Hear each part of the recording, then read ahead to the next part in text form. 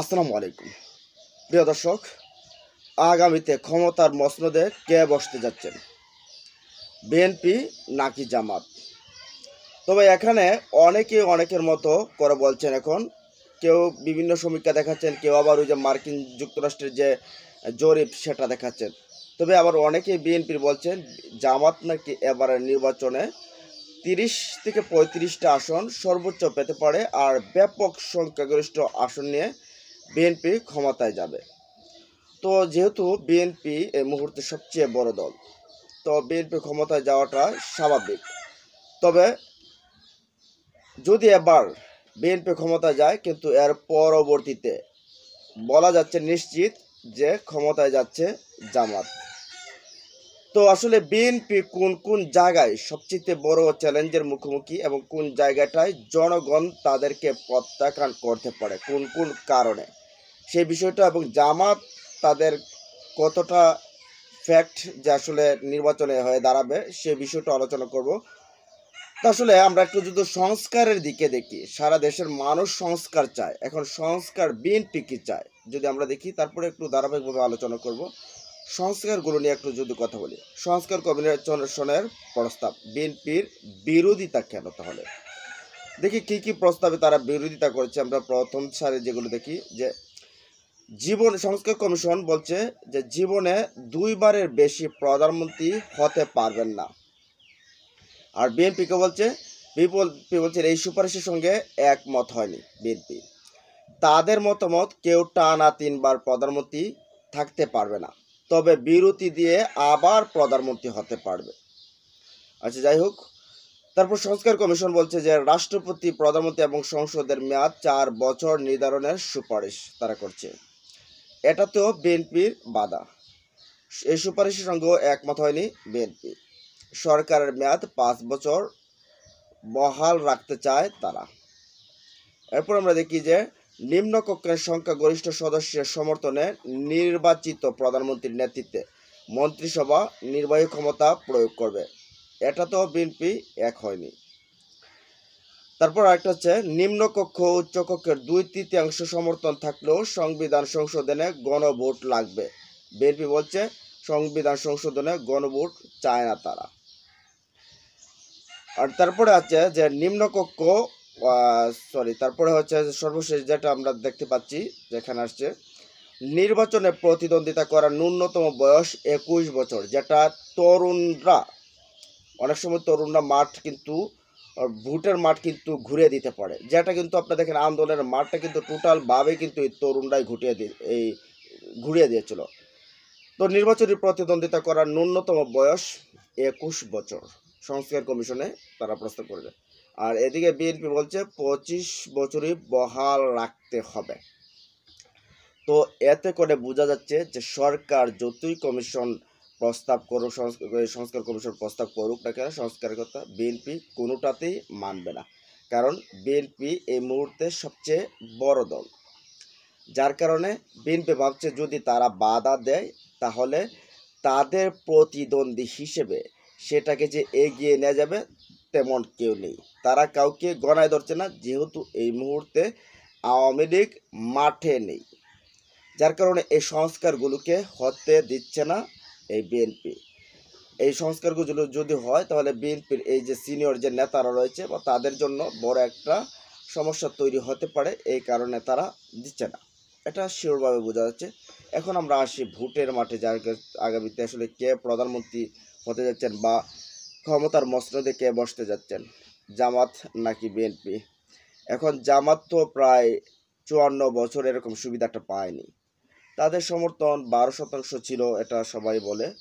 তো এবার তাদেরকে 31% দেখিয়েছে একটা মার্কিন জরিপ। তবে ভোটের মাঠের হিসাবটা অনেকটাই চেঞ্জ হতে পারে। অনেকেই বলছে বিএনপির পক্ষে যারা আছে বা বিএনপির অনেকেই বলছে যে বিএনপি মাঠে ঘাটে সবখানে তাদের সমর্থন রয়েছে। তারা ব্যাপক সংখ্যাগরিষ্ঠতা নিয়ে 200 আসনের বেশি পেয়ে কিন্তু তারা ক্ষমতায় যাবে, এবং সেখানে গেলে 200 আসন আপনি জানেন 2/3 যদি আসন পায়, সংবিধান কারসেট যা আছে তাই করতে পারে, যেটা আওয়ামী লীগ নিজে করেছে। এটাও চাচ্ছে বিএনপি। তো এই হিসাবে দেখা যাচ্ছে যে বিএনপি, তবে এখন যা শুরু করেছে বিএনপি তাতে নিশ্চিত বলা যায় যে এবারের নির্বাচনে যদি বিএনপি ক্ষমতায় যায় তারপরের নির্বাচনে জামাতই যাবে, কারণ আওয়ামী লীগকে দাঁড়াতে তারা দেবে না। আর দাঁড়াতে যেহেতু না দেবে, কারণ এই 5 বছরে বিএনপি একেবারে ভবের পচা পচে যাবে। কেন বলছি দেখেন, বিএনপি সারা দেশে একটা এই প্রচারটা হয়ে গেছে, বা সারা দেশের মানুষ আপনি যদি বলেন শহর থেকে গ্রাম অঞ্চলে একেবারে প্রত্যন্ত অঞ্চলে প্রতিটা ঘরে একটা স্মার্টফোন রয়েছে। এই স্মার্টফোনের কল্যাণে কিন্তু প্রতিটা ঘরের পুরুষ সদস্য সহকারে নারী সদস্য দেখছে যে বিএনপির চাঁদাবাজি তাণ্ডব, দখলদারের তাণ্ডব কিন্তু অলরেডি দেখছে। যার কারণে অনেকেই বলতে শুরু করেছে নমুর বিএনপি, এটা কিন্তু আওয়াজ উঠে গেছে।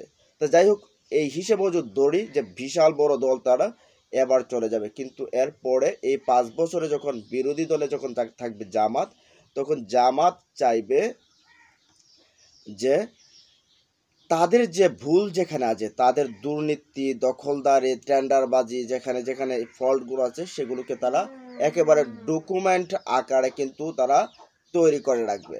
আর এগুলোকে নির্বাচনের আগেই তারা এবারের নির্বাচনে কিন্তু এই ট্রাম্প কার্ডটা খেলবে তারা। কারণ কি, বিএনপি যে যে জায়গায় যা করছে সব রেকর্ড একেবারে পুঙ্খানুপুঙ্খভাবে কিন্তু জামাত রাখছে। বিএনপির যখন ভোটের মাঠ আসবে, ভোটের চিত্রকে পাল্টে দিতে এগুলো ব্যাপকভাবে জামাতের যে অনলাইন অ্যাক্টিভিটিসটা রয়েছে তাদের মাধ্যমে সোশ্যাল মিডিয়াতে ছাড়বে। যার কারণে বিএনপি কিছুটা হলেও কিন্তু ব্যাকফুটে যেতে বাধ্য হবে। ইতিমধ্যেই কিন্তু আপনারা দেখবেন বিএনপির ভোট দ্রুত কমছে, আর এদিকে জামাতের ভোট মোটামুটিভাবে বেড়ে যাচ্ছে। আমরা যদি অনলাইন দেখি, অনেকে অনলাইন এটা বিশ্বাস করে না, যাক অনলাইন বিশ্বাস না করলেও মাঠ পর্যায়ে আমরা যারা অনেকেই আমরা কথা বলি যাদের সাথে, তাদের কাছেও শুনি যে বিএনপির যে এই বিষয়গুলো নিয়ে তারা বলে। তো এই জায়গায় বিএনপির যে চাঁদাবাজি দুর্নীতি আছে সেগুলোতে কিন্তু বিএনপির সিনিয়র কমান্ডাররা এখানে কিন্তু কন্ট্রোল আনতে পারছে না। এমনকি তারেক রহমানও বিদেশ থেকে বসে যতই নির্দেশনা, যতই ভালো কথা বলছে না কেন, কোনো কিছুতেই কাজ হচ্ছে না। এখন লাগাম ছাড়া হয়ে পড়ছে এই বিএনপির নেতাকর্মীরা।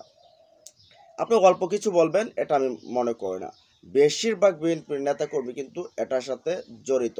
এমনকি আমার মনে হয়, আমাদের ধারণা যেটা, তারেক রহমান দেশে আসলেও এই জায়গাটা থেকে বিএনপিকে ফেরাতে পারবে না, কারণ ওই যে 17 বছরের যে উপোস, এই উপোস জায়গা থেকে তাদেরকে ফেরাতে পারবে না। যার কারণে এই যে 5 আগস্টের আগে যে বিশাল জনপ্রিয়তা ছিল, এই জনপ্রিয়তাতে 10 নামতে শুরু করেছে কিন্তু 5 আগস্টের পরে তাদের কর্মকাণ্ড দেখে। মূলত যে ওই যে শেখ হাসিনা 17 বছরে যার রূপ দেখিয়েছে তার পুরো রূপ কিন্তু 7 মাসেই বিএনপি দেখিয়ে ফেলছে।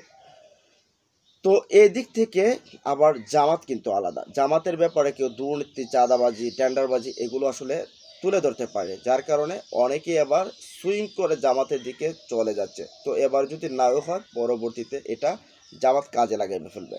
আবার এদিকে বিএনপির যে কিছু নেতা রয়েছে, যদি আমরা একজন নেতার উদ্ধৃতি দেই, ফজলুর রহমান, ভাটির যে ফজলুর রহমান, সে ফজলুর রহমান আসলে কি যে কথা বলে সে নিজে হয়তো জানে না।